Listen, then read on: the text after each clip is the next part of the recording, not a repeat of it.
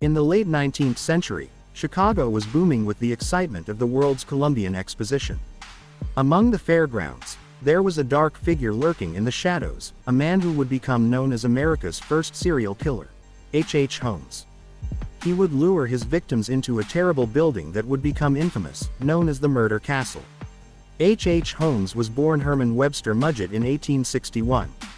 He was born in New Hampshire, and from a young age, he displayed signs of intelligence and curiosity, but he concerned his parents with an obsessive fascination with anatomy. He attended the University of Michigan to pursue a degree in medicine. By the time Holmes arrived in Chicago in the late 1880s, he'd taken on a new persona. Well-dressed, charismatic and polite, he knew how to charm people, especially women. He'd quickly build a reputation for himself, but his ultimate goal was not wealth or respect, but something sinister.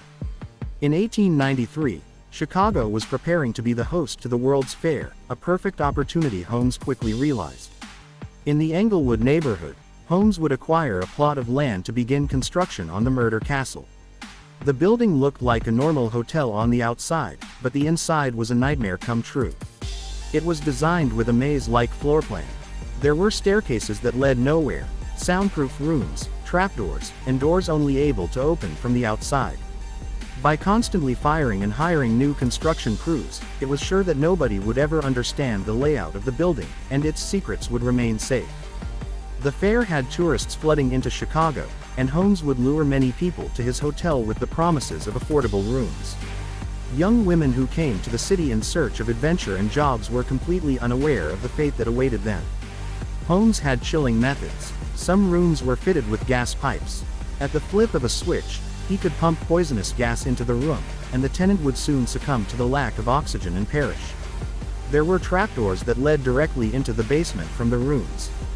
Once there, they were at the mercy of Holmes, and he would perform experiments on the bodies. Then he would sell the skeletons to medical schools and make a tidy profit. The structure looked unassuming to passerby on the outside. It was constructed in the 1890s and spanned an entire block, including a variety of businesses on the ground floor that included a pharmacy and other shops. The upper floors housed apartments, guest rooms, and an array of torture chambers with hidden panels and a chute that led directly to the basement, the heart of Holmes' operation. It was a macabre workshop and disposal area where he carried out his darkest fantasies. It was filled with equipment and tools he used to experiment and dispose of his victims. Quicklime and acid vats were also used to dissolve flesh and bone, leaving few traces of his crimes. The corrosive chemicals and decomposing matter permeated the basement, hinting at the horrors hidden within. Holmes' greed and confidence grew as he continued his schemes. He even took out insurance policies on some of his victims, profiting from their deaths. Ultimately, his downfall came not from the murders but from insurance fraud. Authorities arrested Holmes for attempting to collect on a fraudulent life insurance claim, and his crimes were revealed. Police found the castle littered with remains and bizarre mechanisms, evidence of the atrocities committed by Holmes. The Murder Castle was eventually demolished, but tales of its nightmarish features persist, cementing its place among American criminal lore. Holmes' perverse sense of ingenuity, combined with his intelligence and charm, makes him one of history's most chilling figures, and the Murder Castle remains a grim testament to his horrific legacy.